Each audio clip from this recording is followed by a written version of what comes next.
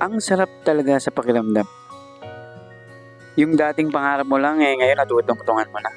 Kahit napakabigat sa bulsa, pero kinaya talaga. Siyempre, kasama na rin yung tulong ng mga nagmamahal sa ating mga kaibigan. Yung pangarap na bahay, ngayon pwede na namin tulugan talaga.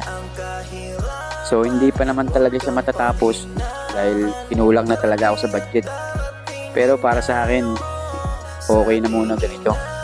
Siguro pag biniyayaan ulit tayo, bibigyan pa natin ng magandang kulay yan. Kaya maraming salamat talaga sa taas. Wala ka lang, di ka niya iiwanan. Basta magtiwala ka lang, di ka niya iiwanan. Basta magtiwala. Panginoon, hindi tayo iiwanan kahit na nahihirapan. Patuloy na gumapang, ituloy mo lang kung anong nasimulan. Huwag magkatubili o magalangan, maniwala sa sarili, umabante at di baling dahan-dahan.